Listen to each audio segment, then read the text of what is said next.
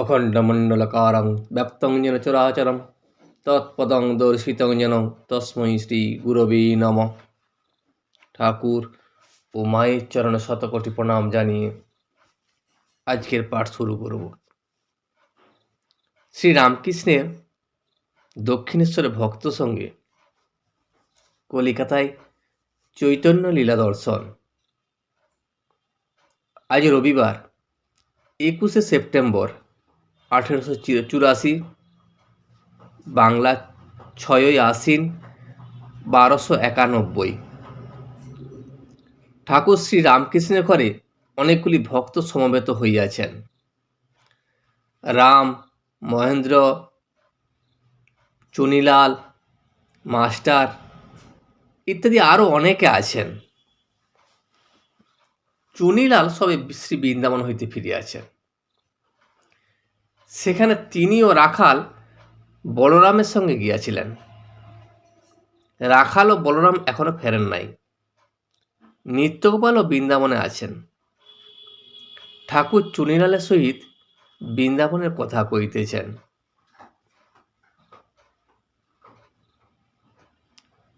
রবিবার যখন সমস্ত ভক্তগণ ঠাকুরের কাছে জুটিয়াছেন এবং চুনিলাল সবে সবে শ্রী বৃন্দাবন হইতে ফিরিয়া আসিয়াছেন,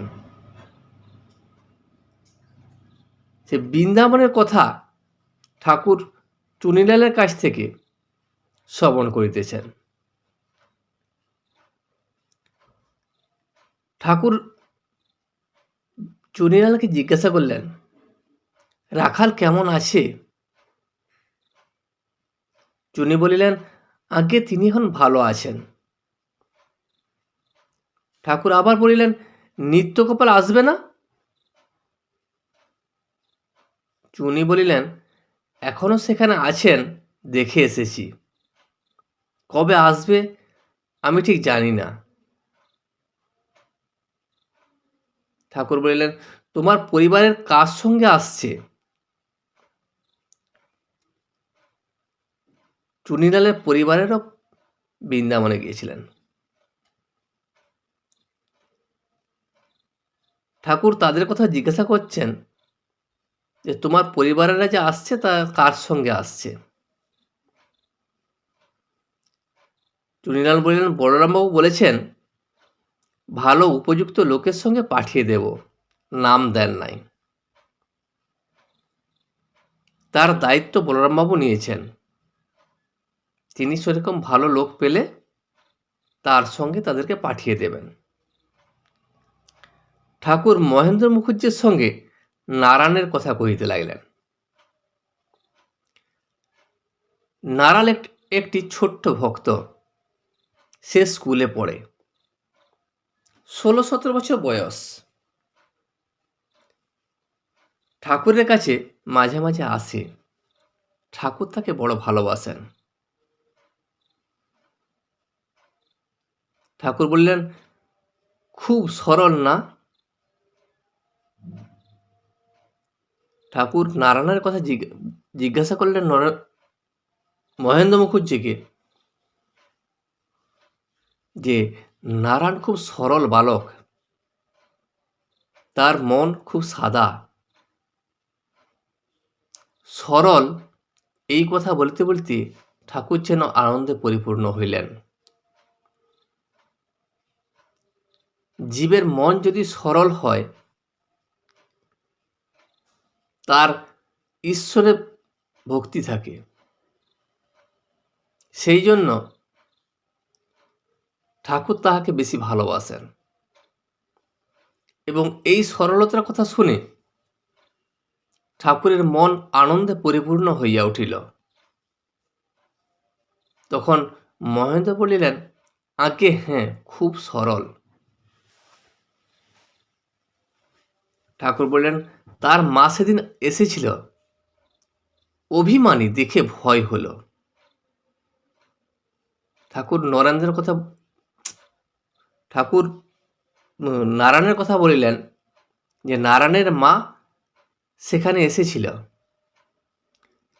এবং ঠাকুরের তাকে দেখে ভয় হলো, সে খুব অভিমানী। তারপর তোমরা এখানে আসো, কাঁপতে নাসে, এসব সেদিন দেখতে পেলে। তখন অবশ্য ভাবলে যে শুধু নারায়ণ আসে আর আমি আসি তা নয়। মিছরি এ ঘরে ছিল তা দেখে বললে, বেশ মিছরি, তবেই জানলে খাবার দাবার কোনো অসুবিধা নাই। নারায়ণের মা ভেবেছিল এখানে আর কেউ সেরকম ধরনের লোক আসে না, কারণ হয়তো নারায়ণ এখানে আসে আড্ডা দেওয়ার মতো। কিন্তু যখন সে এসে দেখল যে তোমরা সবাই আসো এবং কাঁপতেন আসে, তখন সে মনে মনে একটু শান্তি পেল এবং এখানে এসে আরও দেখল যে এখানে খাবার দাবার কোনো অসুবিধা নেই, এখানে এলে ভালোভাবেই থাকবে। তাদের সামনে বুঝি বলরামবাবুকে বললুম, নারায়ণের জন্য আর তোর জন্য এই সন্দেশগুলি রেখে দে। তারপর গুণীর মা ওরা সব বললে, মাগো, নৌকা ভাড়ার জন্য যা করে আমায় বললে যে আপনি নারায়ণকে বলুন যাতে বিয়ে করে। সে কথাই বললুম, ওসব অদৃষ্টে কথা, ওতে কথা দেব কেন? আমাকে যখন বলিল যে নারায়ণকে যেন আমি বিয়ে করতে বলি, তখন আমি তাকে বললাম, বিয়ে কি কারো কথায় হয়? তার ভাগ্যে যা লেখা আছে তাই হবে। যখন তার সময় হবে তখনই হবে। তাহলে আমি কথা দেব কেন যে তুই বিয়ে কর? ভালো করে পড়াশোনা করে না, তাই বলে আপনি বলুন যাতে ভালো করে পড়ে।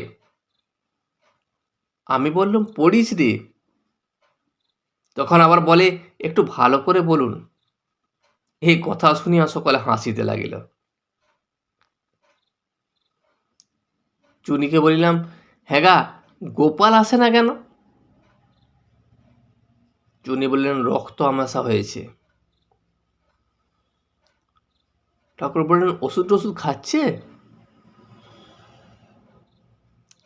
থিয়েটার ও বেশ্যার অভিনয়। পূর্ব কথা, বেলুন দর্শন ও শ্রীকৃষ্ণের উদ্দীপন। থিয়েটার যে যারা অভিনয় করে, যে মেয়েরা অভিনয় করে, তারা বেশ্যা হয়। ঠাকুর থিয়েটার দেখতে যাওয়ার কথা বলেছেন। সেই কথাই ঠাকুর আজ কলিকাতার স্টার থিয়েটারে চৈতন্যলীলা দেখিতে যাইবেন। স্টার থিয়েটারের তখন যেখানে অভিনয় হইত, আজকাল সেখানে কোহিনূর থিয়েটার নাম পরিবর্তন হয়েছে। স্টার থিয়েটারের জায়গায় নাম হয়েছে এখন কোহিনূর থিয়েটার। মহেন্দ্র মুখুজ্জের সঙ্গে তাহার গাড়ি করিয়া অভিনয় দেখিতে যাইবেন।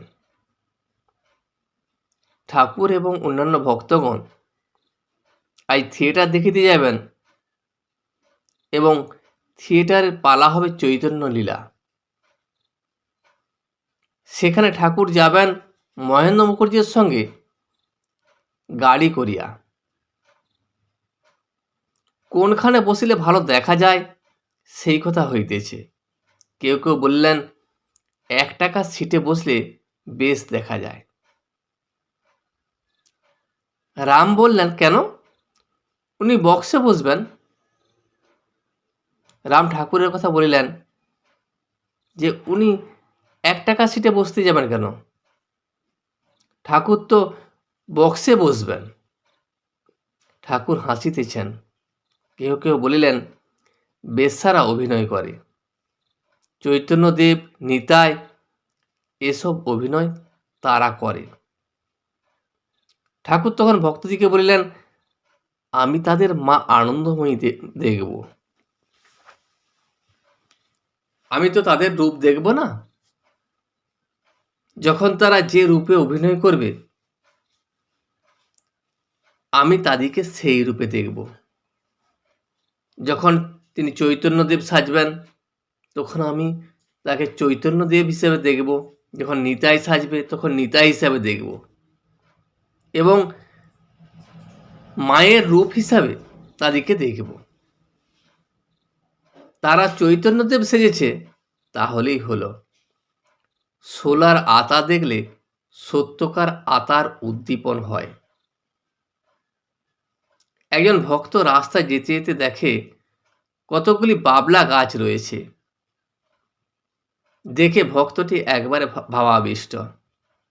তার মনে হয়েছিল যে ওই কাঠে শ্যামসুন্দরের বাগানের কোদালের বেশ বাঁট হয়। অমনি শ্যামসুন্দরকে মনে পড়েছে। যখন গোড়ের মাঠে বেলুন দেখতে আমায় নিয়ে গিয়েছিল তখন একটি সাহেবের ছেলে একটা গাছে ঠেসান দিয়ে ত্রিভঙ্গ হয়ে দাঁড়িয়েছিল। দেখাও যা, অমনি কৃষ্ণের উদ্দীপন হলো, অমনি সমাধিস্থ হয়ে গেলাম।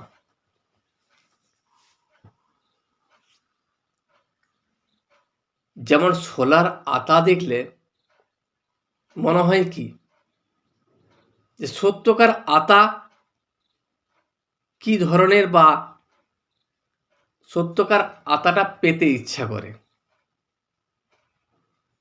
ঠিক সেই ধরনের কোনো ভক্ত যেতে রাস্তা যেতে বাবলা গাছ দেখে তার মনে মনে একটা ভাব এসে গেছিল যে বাবলা গাছে কোদালের বাঁট খুব সুন্দর হবে, এবং শ্যামসুন্দরের বাগানে সেই কোদাল দিয়ে ভালো কাজ করা যাবে। এই শ্যামসুন্দরের বাগানে কোদালের কাজ করা যাবে এই কথাটা ভাবায় শ্যামসুন্দরকে তার মনে পড়ল, এবং সেই ভাবে সে ভাবাবিষ্ট হয়ে গেল। ঠিক সেই ধরনের গড়ের মাঠে একবার আমাকে যখন বেলুন দেখাতে নিয়ে গেছিল তখন একজন গাছে ঠেস দিয়ে দাঁড়িয়েছিল ত্রিভঙ্গ হয়ে, এবং ঠিক কৃষ্ণের মতো অবস্থায় দাঁড়িয়েছিল। তাকে দেখেই আমার কৃষ্ণের কথা মনে হলো, এবং এই মনে হতে হতে আমি আমার ভাবের মধ্যে আমি সমাধিস্থ হয়ে গেলাম।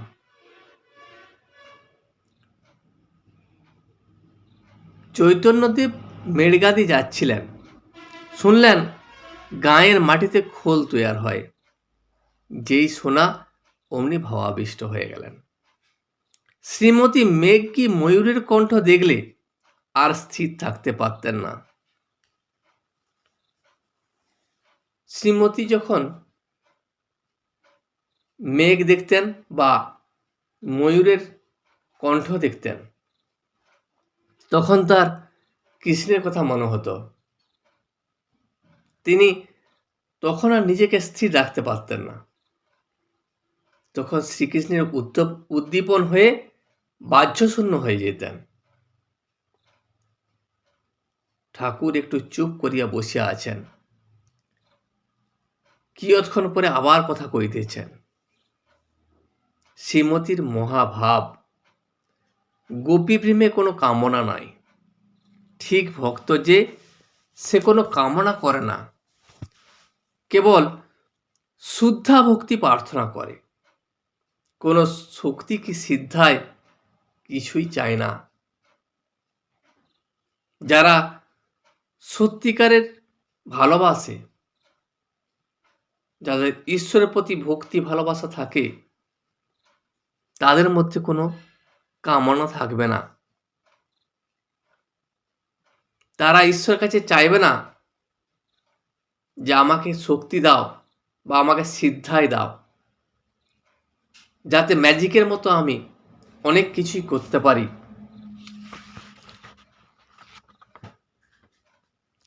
ন্যাংটা বাবার শিক্ষা, ঈশ্বর লাভের বিঘ্ন অষ্টসিদ্ধি।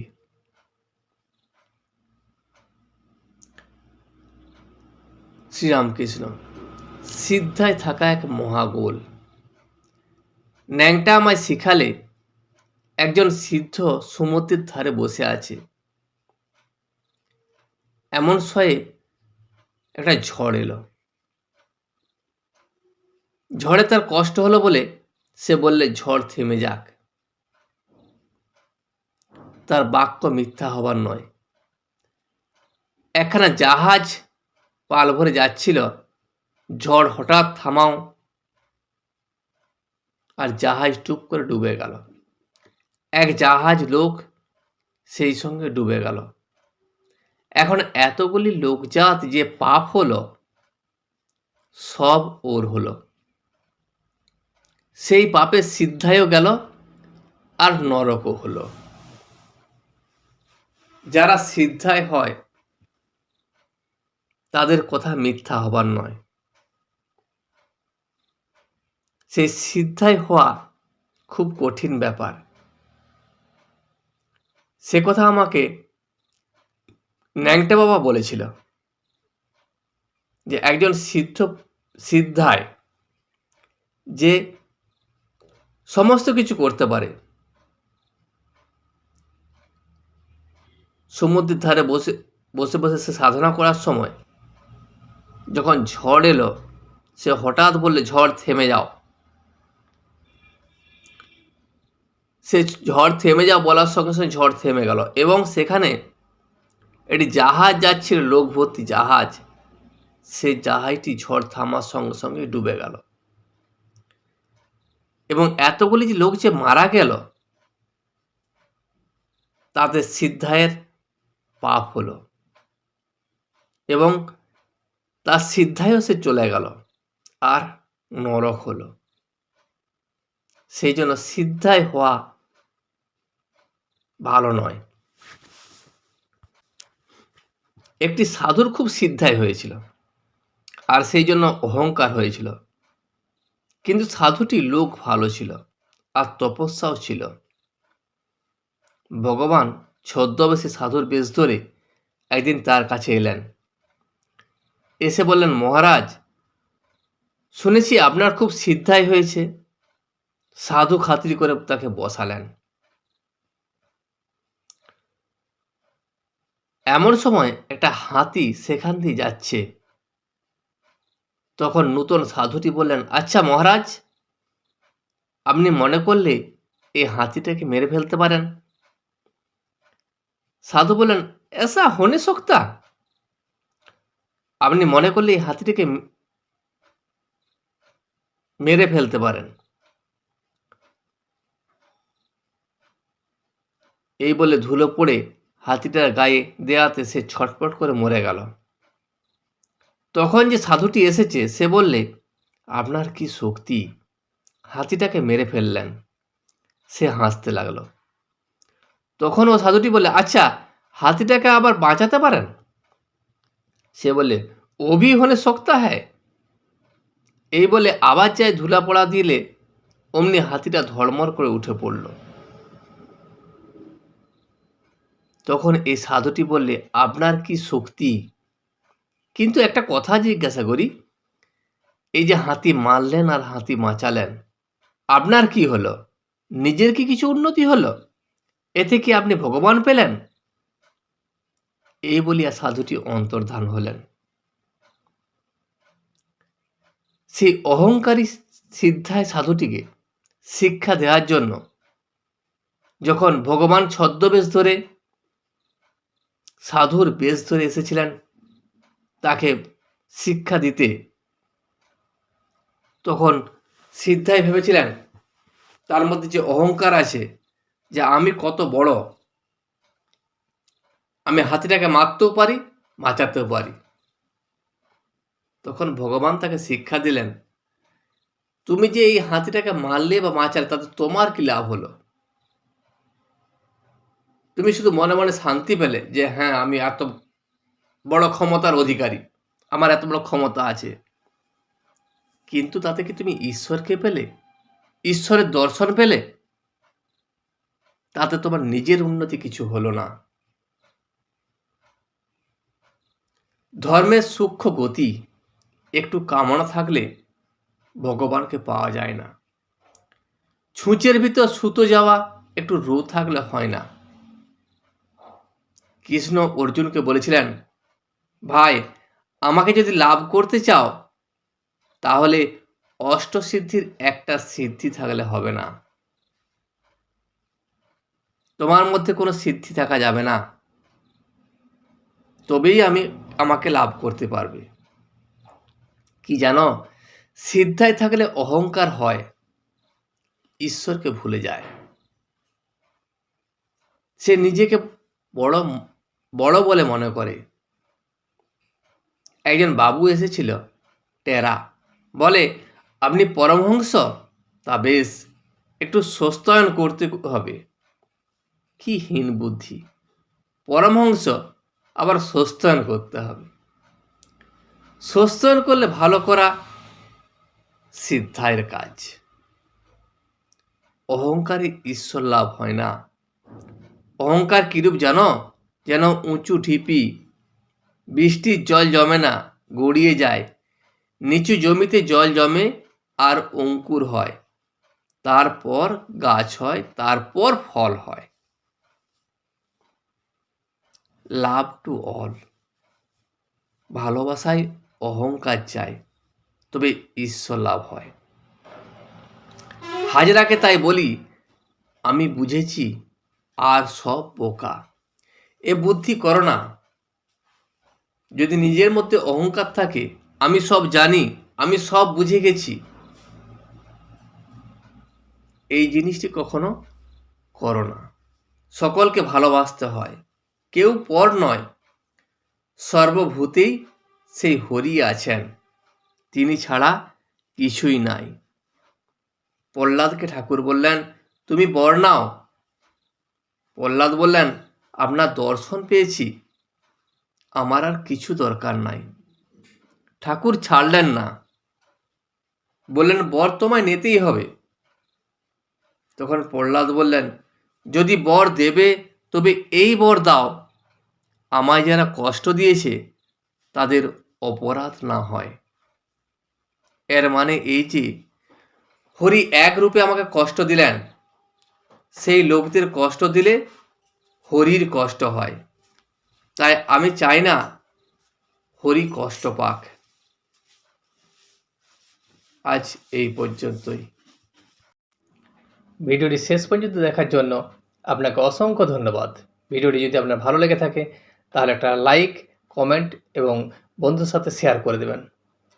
সাবস্ক্রাইব করে পাশে থাকা বেল আইকনটি বাজিয়ে দেবেন, যাতে আপনাদের নতুন ভিডিওগুলি সর্বপ্রথম আপনার কাছে পৌঁছে যায়।